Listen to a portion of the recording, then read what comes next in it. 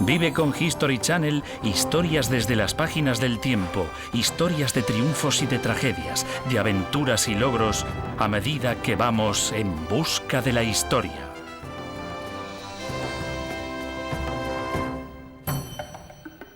Volvamos al primer gran centro mundial del saber, un lugar donde los sabios eran los reyes.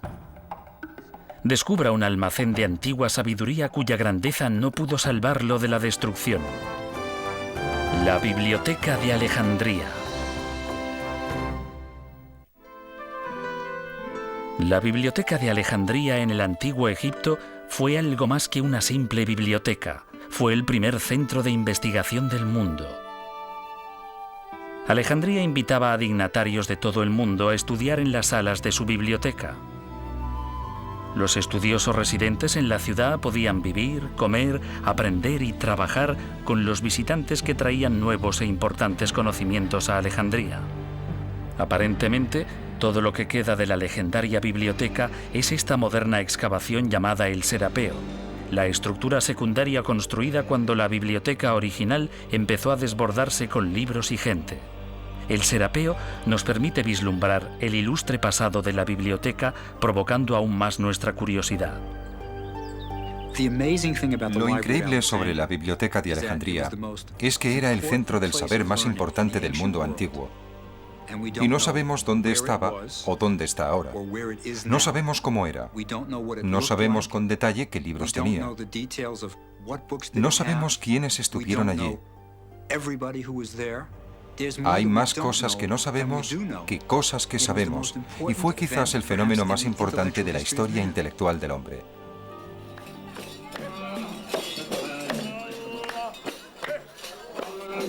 Hoy día viven más de 3 millones de personas en Alejandría, la mayoría seguidores del Islam. Las viejas calles están inundadas de tiendas y edificios construidos junto a antiguas ruinas. Situada a 210 kilómetros al noroeste de El Cairo, Alejandría es la segunda ciudad más grande de Egipto y sede de su principal puerto. En el siglo IV a.C., este magnífico puerto abierto y su isla de faros atrajeron al ilustre conquistador Alejandro Magno. Cuando Alejandro fundó la ciudad en el año 332 a.C., eligió este lugar para su localización. El mar Mediterráneo, la isla de Faros y la proximidad del río Nilo la convertían en una buena base naval. El puerto natural permitía el fácil acceso a todas las naciones del cada vez más floreciente Mediterráneo. El comercio y el intercambio con otras civilizaciones resultaba posible. Alejandría poseía todos los atributos para convertirse en el nuevo centro mundial del pensamiento y la cultura. Cuando Alejandro Magno contempló el puerto vacío, tuvo una visión clara de la ciudad que llevaría su nombre. Pero, ¿por qué querría un guerrero como Alejandro construir una biblioteca?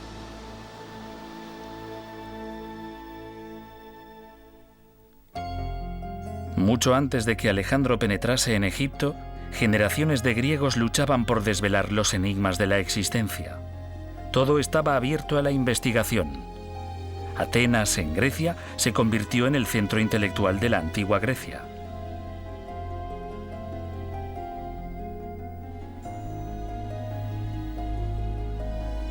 El discurso y el debate eran respetados pasatiempos. La oratoria fue la cuna de eruditos que alcanzaron la celebridad. En los siglos V y IV a.C., hombres como Sócrates, Platón y Aristóteles trabajaban en Atenas. Ellos eran los populares y controvertidos artífices de la política de la época. Sus antiguas enseñanzas constituyen la base del pensamiento moderno, y sin embargo, las vidas de estos antiguos intelectuales convergieron con la de uno de los más grandes generales de la historia, Alejandro Magno.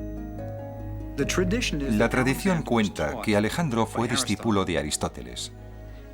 Y Aristóteles, desde luego, fue discípulo de Platón, que a su vez lo fue de Sócrates.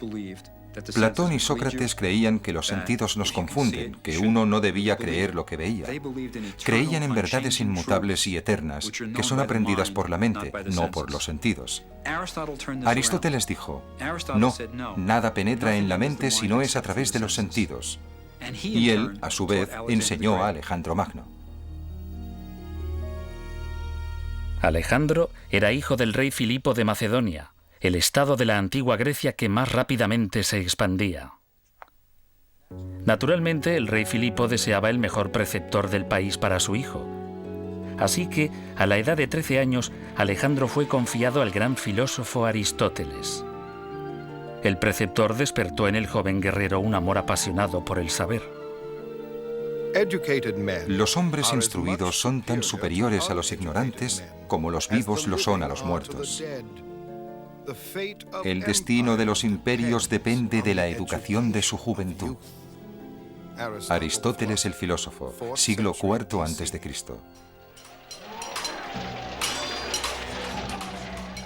Alejandro consideraba el conocimiento como un arma para el poder.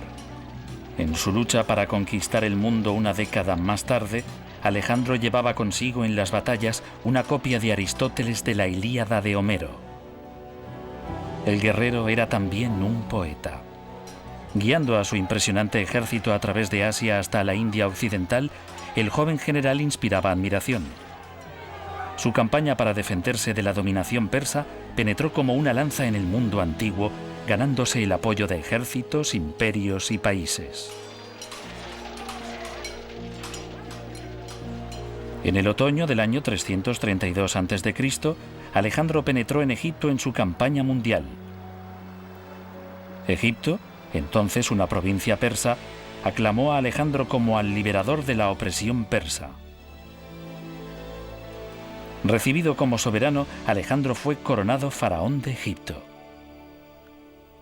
Durante casi 3000 años, Egipto había sido gobernado por faraones divinos. Esos antiguos faraones eran el vínculo entre sus mortales súbditos y los propios dioses. Los faraones egipcios eran considerados dioses en vida y después de la muerte.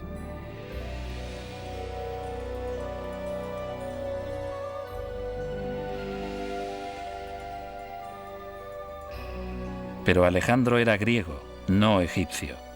No tenía asegurada la vida después de la muerte, y por eso Alejandro Magno buscó su propia inmortalidad.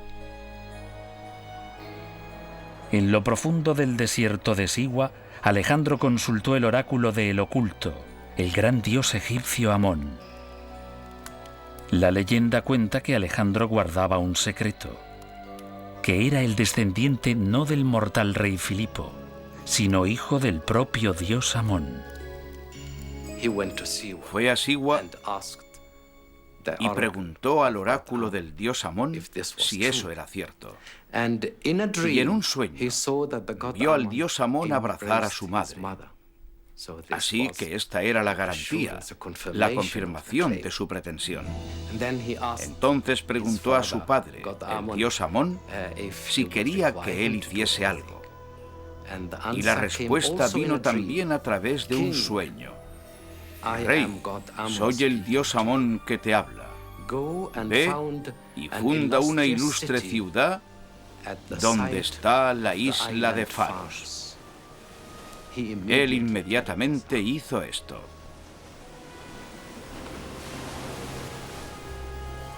En el sueño, el dios Amón abrazaba a la madre de Alejandro, mientras que en la realidad Alejandro abrazó a Egipto y fundó Alejandría.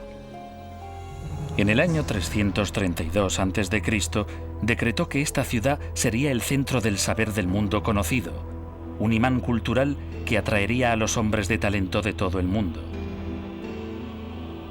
En el corazón de la ciudad habría una institución de enseñanza sobre la que podrían erigirse otros imperios, un lugar de ciencia y literatura. La biblioteca sería un universo independiente de sabiduría acumulada. Los arquitectos diseñaron los planos de la nueva ciudad, pero tras solo 6 meses en Egipto, Alejandro partió a otro lugar a continuar con sus peligrosas aventuras. Parecía que iba a conquistar el mundo, Pero en el año 323 a.C., debilitado por las heridas y la fiebre, posiblemente envenenado, Alejandro Magno murió inesperadamente. ¿Qué ocurriría con su soñada ciudad? ¿Compartirían los nuevos soberanos la sed de conocimientos de Alejandro? La biblioteca de Alejandría aún tenía que ser construida cuando su mentor murió. ¿La contemplaría el mundo alguna vez?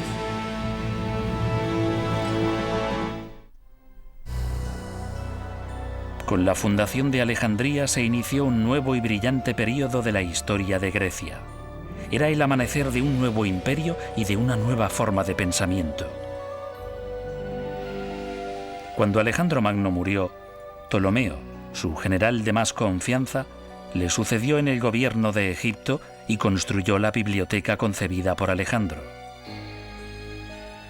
Ptolomeo I inició una dinastía, una serie de reyes de la misma familia que gobernarían Egipto durante casi 300 años. Ptolomeo I convirtió a Alejandría en la capital de Egipto, pero la ciudad aún se enfrentaba a la poderosa competencia de los militares que gobernaban otros países. Competían unos con otros en poder, en riqueza y en grandeza. Uno de los campos de competición era la cultura. Ptolomeo quería que su ciudad fuese no solo la capital de un poderoso país, sino un centro de ilustración, conocimiento y aprendizaje. Los primeros ciudadanos de Alejandría eran egipcios, soldados macedonios, una gran comunidad judía e inmigrantes griegos. Gracias a Ptolomeo, Alejandría empezó inmediatamente a atraer a influyentes intelectuales de todo el mundo griego. Ptolomeo I era un hombre de voluntad de hierro y gran inteligencia. Se rodeó de un círculo de importantes hombres ilustrados en los campos de la literatura, la filosofía y la ciencia.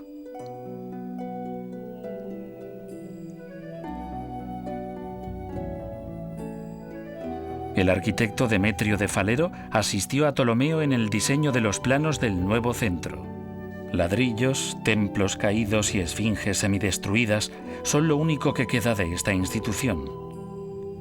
Se cree que el Serapeo, la biblioteca hija, fue construido más hacia el interior que la biblioteca principal y el museo.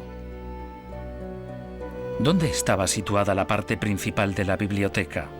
La Biblioteca de Alejandría nos plantea hoy más preguntas que respuestas. Una de las cosas importantes de la Biblioteca de Alejandría es dónde estaba situada, y nadie está seguro de ello. Creemos que estaba a la orilla del agua, y que esto explicaría dónde se encuentra ahora, bajo el agua. Tampoco sabemos cómo era. No hay documentos coetáneos que proporcionen realmente una descripción de la biblioteca, así que nos preguntamos de verdad cómo era.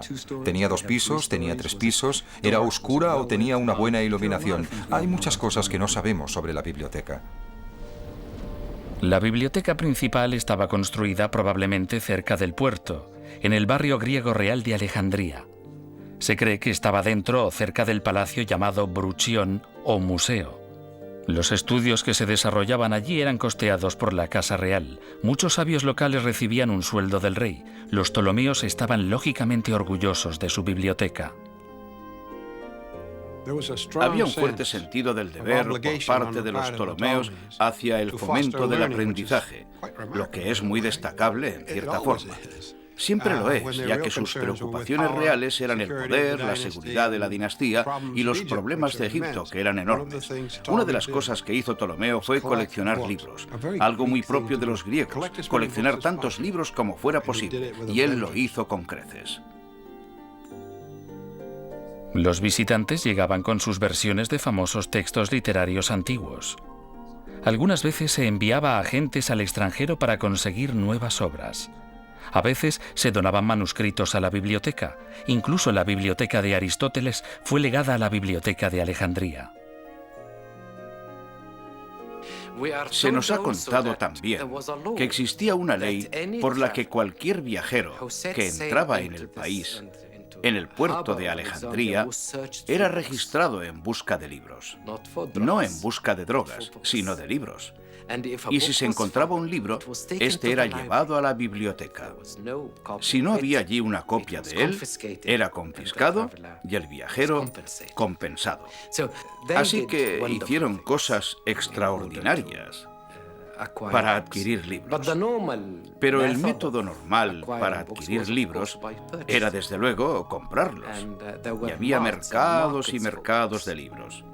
Así que, de esta forma, Alejandría adquirió la mayor colección de libros que jamás existió en la antigüedad.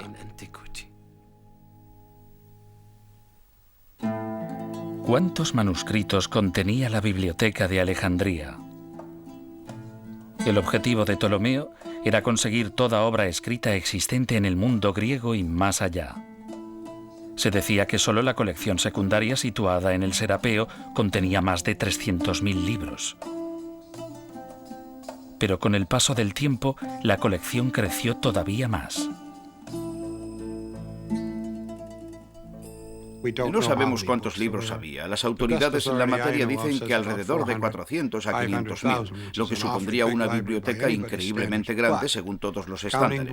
Pero el recuento de libros es una ciencia muy inexacta.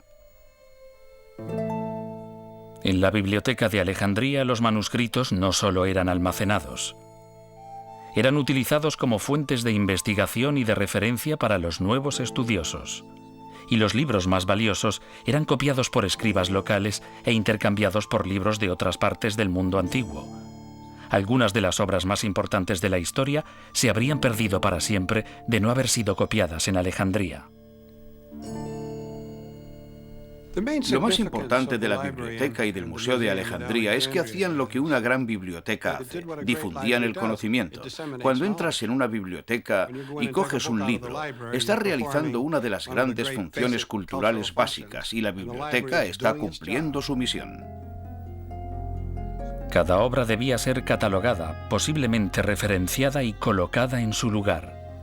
Los bibliotecarios debían ser capaces de encontrar los libros fácilmente y nuevas obras entraban constantemente a raudales.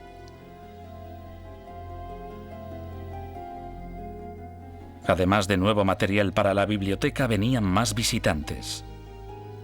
Alejandría atraía a los estudiosos y su presencia aumentaba su reputación como el centro más importante del aprendizaje y el conocimiento de la época.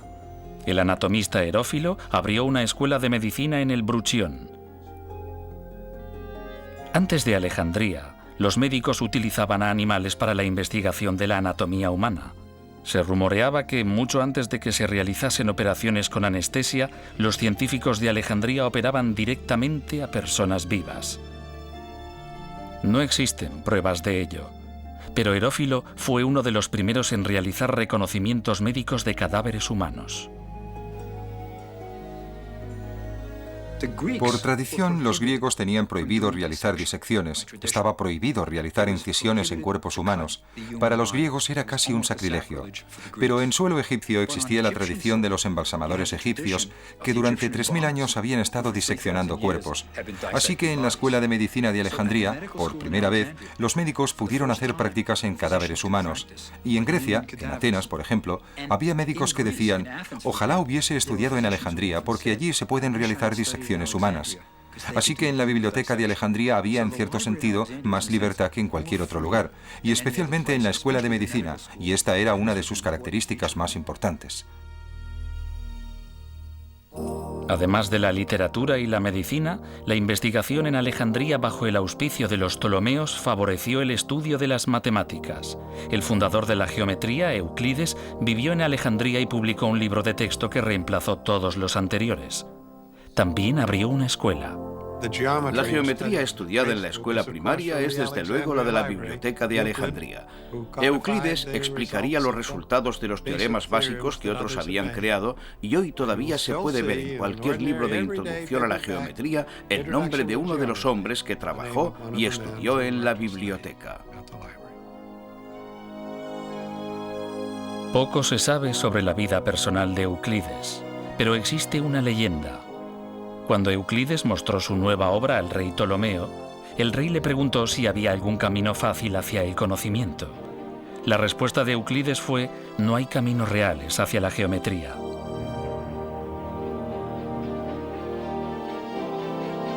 Ptolomeo trabajó sin descanso para construir la biblioteca, pero cuando envejeció encargó a su hijo el gobierno de la tierra de los faraones. Y cuando Ptolomeo murió en el año 283 a.C., Ptolomeo II se convirtió en el único soberano de Egipto. La gran dinastía tolemaica continuaría durante casi 300 años hasta la muerte de Cleopatra y dejaría una huella indeleble en la Biblioteca de Alejandría.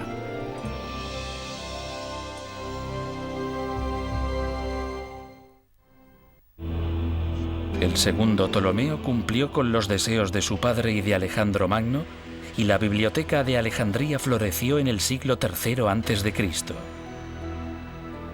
Ptolomeo II gobernó con su hermana y bajo su reinado la biblioteca y el museo crecieron y prosperaron.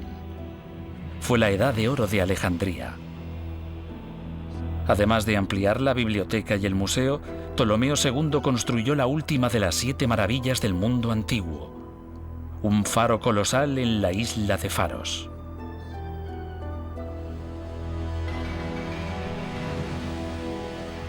Hoy, los cimientos del antiguo faro están enterrados bajo esta comparativamente moderna edificación islámica, el fuerte militar de Qaitbay.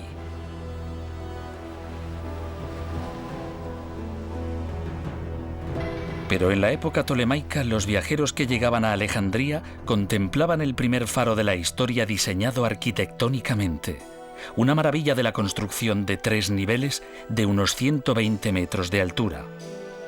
Se precisaban enormes cantidades de combustible para mantener el faro encendido. Los antiguos quemaban seguramente excrementos animales para poder enviar un poderoso haz de luz de bienvenida de Alejandría al mundo.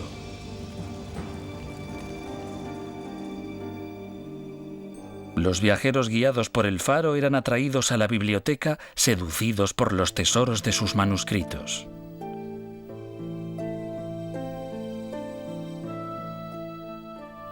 La historia de Egipto sería una de las cosas típicas que se podían encontrar en la biblioteca. Historia y archivos y literatura serían un ejemplo del tipo de documentos necesarios para que un estudioso pudiese realizar su investigación. La dificultad estaba desde luego en que había 2 idiomas implicados, el egipcio y el griego. Pero la lengua básica de la biblioteca era casi en su totalidad el griego, ya que había un soberano griego, una corte griega y una cultura griega impuesta en la increíblemente antigua civilización de Egipto. La biblioteca almacenaba todo tipo de literatura. Todos los grandes filósofos griegos deben haber estado representados, incluyendo los escritos de Diógenes. Diógenes se había inspirado en un joven campesino que vivía en la sencillez. Como ese joven, Diógenes renunció incluso a su copa usando para beber sus propias manos. Diógenes se despojó de todos los objetos mundanos. Reunió a un grupo de pensadores de mentalidad parecida a conocidos como los cínicos y documentó sus visiones críticas de la antigua sociedad griega. Diógenes creía que ningún hombre era digno de confianza. La leyenda cuenta su larga e infructuosa búsqueda de un hombre honesto. Diógenes buscó con un farol a la luz del día por toda la ciudad para demostrar su cínico razonamiento.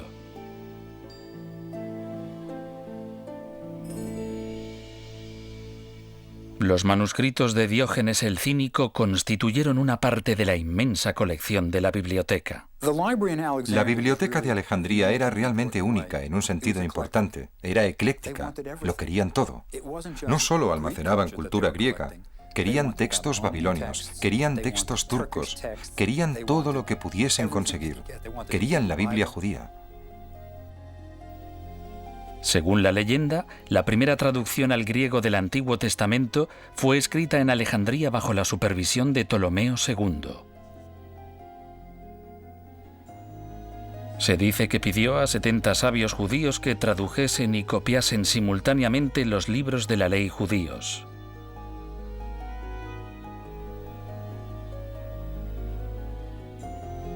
El texto estaba en hebreo, pero en Alejandría había una enorme comunidad judía.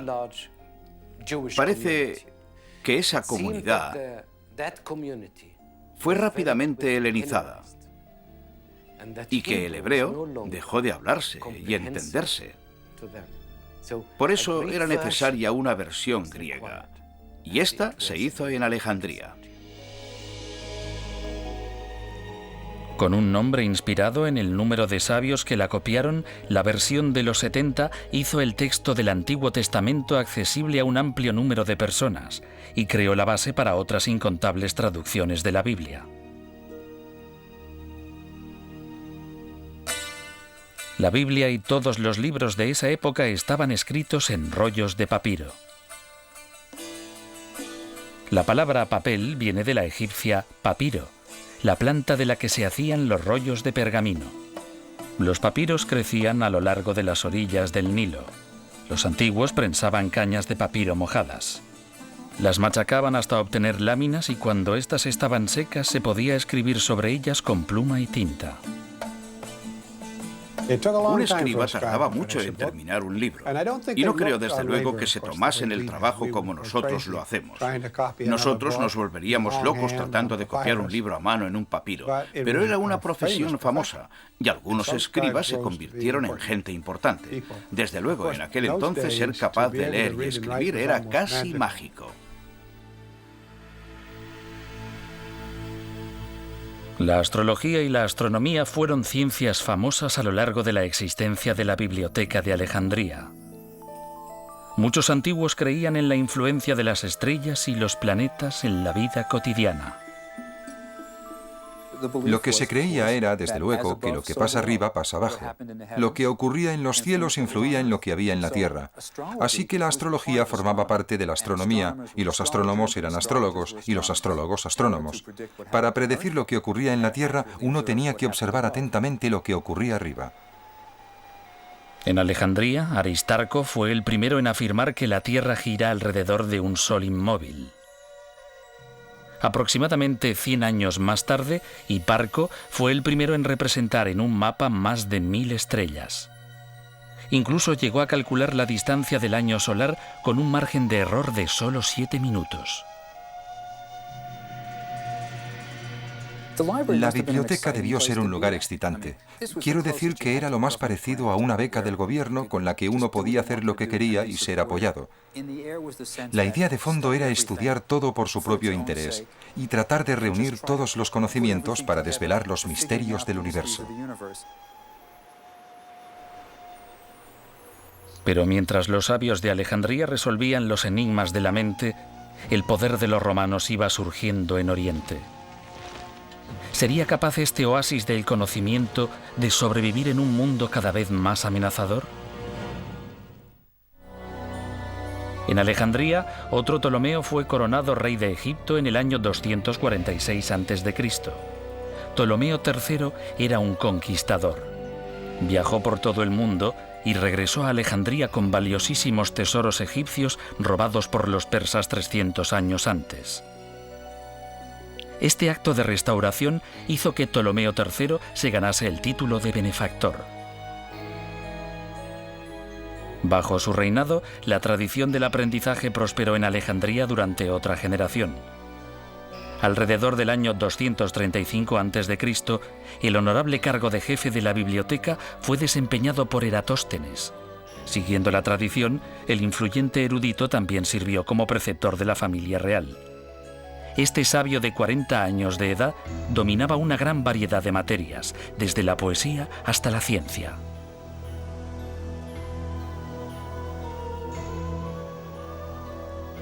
Eratóstenes es el primero en calcular la circunferencia de la Tierra. Es importante resaltar que a todos nos enseñaron en la escuela que Colón fue el que demostró que la Tierra era redonda. Los griegos instruidos ya sabían que la Tierra era redonda mucho antes que Colón. Incluso en uno de los diálogos de Sócrates, este dice: cuando describimos la Tierra sabemos que es una esfera suspendida en el firmamento. Así que se sabía que la Tierra era redonda. La pregunta era ¿qué tamaño tenía? Observando la proyección de las sombras en Alejandría y en el sur de Egipto al mediodía en el mismo día, y calculando la diferencia entre el tamaño de cada sombra y la distancia entre los dos puntos de referencia, Eratóstenes fue capaz de calcular la circunferencia de la Tierra. Dijo que la Tierra tenía una circunferencia de 39.700 kilómetros. Sorprendentemente, solo se equivocó en unos 322.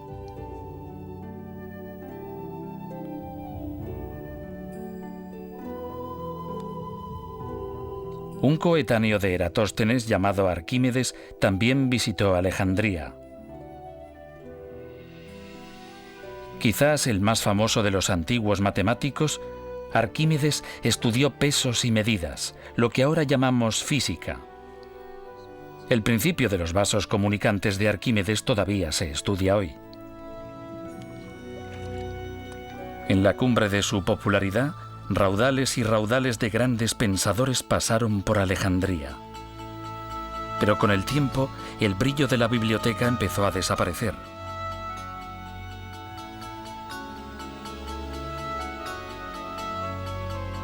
El reinado de Ptolomeo IV marcó el principio del declive de la dinastía y de la biblioteca.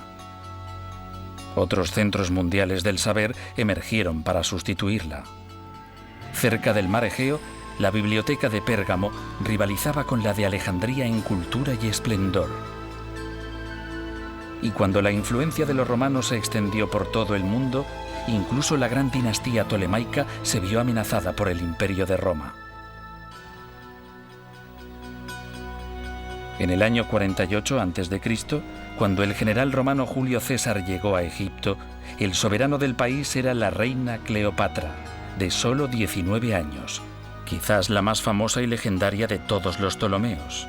La mitología que rodea la figura de Cleopatra empieza con su propio origen. A menudo pensamos en ella como egipcia. No, era de pura sangre griega. Era la descendiente directa de ese Ptolomeo, que fue uno de los comandantes de Alejandro. Ella era sin duda el faraón, la reina diosa de Egipto. Poseía una elevada inteligencia y era una persona bastante extraordinaria, según todos los estándares. Cleopatra se enfrentó a Julio César sin temor.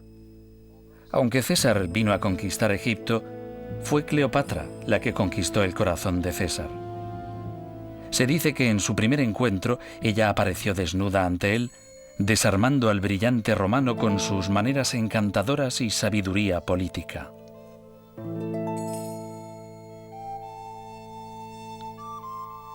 Pero más allá de su naturaleza seductora, Cleopatra poseía admirables habilidades militares y una aguda inteligencia. Lo importante es que Cleopatra era realmente una intelectual. De todos los Ptolomeos, Cleopatra fue la única que sabía hablar egipcio. Era sabido que podía recibir a los que venían a su corte en sus propios idiomas, y probablemente cuando César llegó y cuando Marco Antonio llegó, pudo hablar con ellos en latín.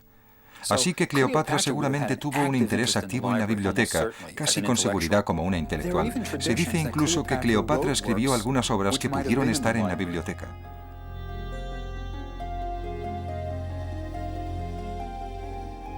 Es durante el reinado de Cleopatra cuando la marcha de la historia da por primera vez un giro contra la biblioteca de Alejandría. Cuando Cleopatra luchó por el gobierno de Egipto contra su corregente y hermano, César se puso del lado de Cleopatra y terminó metido en una guerra civil en Alejandría. La flota de César no podía competir con los magníficos veleros alejandrinos y pronto se vio rodeada en el puerto. César se encontró rodeado, recurrió al fuego y prendió fuego a los barcos enemigos. El fuego destruyó los barcos en el mar y en los muelles. Y aquí termina el relato del propio César. Un siglo más tarde, sabremos más detalles, como que el fuego no solo se limitó a los barcos, sino que se propagó a los barrios de la ciudad más cercanos al puerto. Y Plutarco, que conocía a Alejandría muy bien y que visitó a Alejandría, dice que el fuego se propagó desde los muelles a la gran biblioteca de Alejandría. Según el antiguo historiador Plutarco, la biblioteca fue destruida accidentalmente por un incendio que se propagó desde el puerto. Pero algunos historiadores modernos creen que el incendio destruyó algunos depósitos que contenían solo una porción de la colección alejandrina de manuscritos. ¿Resurgió la Biblioteca de Alejandría de entre sus cenizas para continuar con su tradición de enseñanza? Tras la muerte de César en el año 44 a.C., su sucesor, Marco Antonio, ofreció a la reina Cleopatra miles de libros comprados a su rival, la Biblioteca de Pérgamo. Esta oferta fue realizada posiblemente para reemplazar los libros quemados por César. Marco Antonio, como César antes que él, apoyó a Cleopatra contra la oposición en Alejandría. Pero en el año 31 a.C., los dos fueron derrotados en la batalla naval de Accio.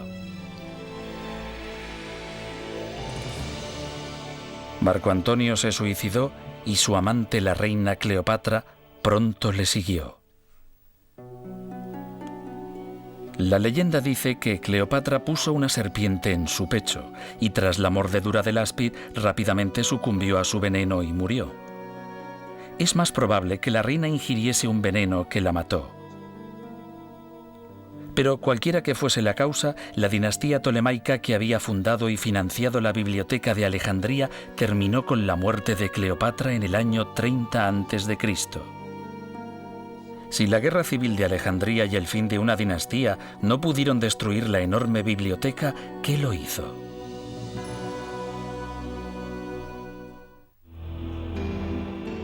Con el fin del gobierno tolemaico en el año 30 a.C., Alejandría se convirtió en la capital de una provincia romana reclamada por el sobrino nieto de Julio César, César Augusto, el primer emperador romano. Por entonces, Alejandría tenía más de 300.000 habitantes. La ciudad disfrutaba de una nueva energía que había estado ausente durante los 50 años anteriores. Pero bajo la influencia romana, la biblioteca no prosperó como lo había hecho en el pasado.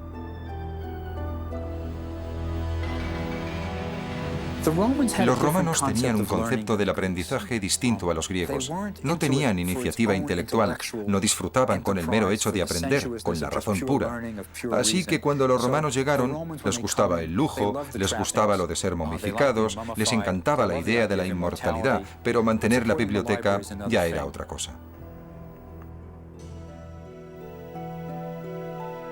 Pero la biblioteca siguió todavía produciendo estudiosos dedicados a la investigación. Claudio Ptolomeo, un romano de ascendencia griega, nació aproximadamente a finales del primer siglo de nuestra era. Fue educado en la biblioteca y el museo y publicó libros sobre geografía y ciencia. Partiendo de la obra anterior de Hiparco, Claudio escribió varios volúmenes sobre astronomía y astrología. Claudio defendió la idea de que la Tierra era el centro del sistema solar. Esta teoría fue conocida como el sistema tolemaico de astronomía, que fue utilizado hasta el siglo XVI. Sé que soy mortal y efímero, pero cuando contemplo las espirales circulares de las estrellas, dejo de pisar el suelo con mis pies y me siento con el propio Zeus, y tomo mi ración de ambrosía, el manjar de los dioses. Claudio Ptolomeo. Claudio Ptolomeo vivió durante una época relativamente pacífica de la historia de Roma. Pero hacia el año 200 de nuestra era, Alejandría se enfrentó a la invasión y el saqueo extranjeros. Los días más brillantes del aprendizaje y el conocimiento habían terminado para siempre en la gran ciudad. La causa precisa de la destrucción final de la biblioteca se ha perdido en el tiempo. Los relatos procedentes de diversas fuentes antiguas se contradicen unos con otros y con los modernos historiadores. El tema sigue siendo polémico.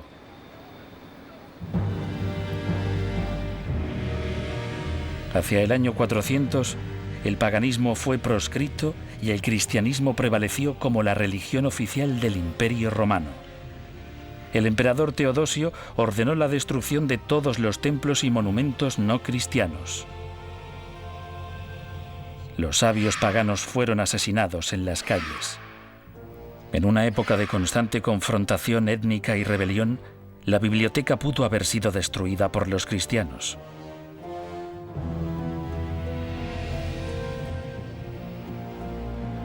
En el año 616, Alejandría fue invadida cuando los persas conquistaron Egipto. El mismo siglo trajo a los conquistadores árabes a la tierra de los faraones y con ellos a la religión islámica de Mahoma. Este fue quizás el momento de la historia en que la biblioteca fue finalmente destruida. Creo que hoy la mayoría de las personas que han estudiado el problema dirán que la destrucción real se produjo cuando el gran ejército musulmán cruzó el delta, tomó y saqueó la ciudad.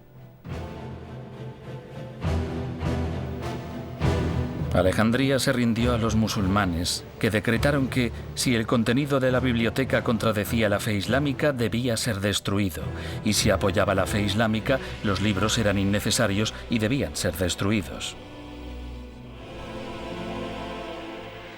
La leyenda cuenta que los gobernantes musulmanes ordenaron que todos los libros de la biblioteca de Alejandría fuesen quemados.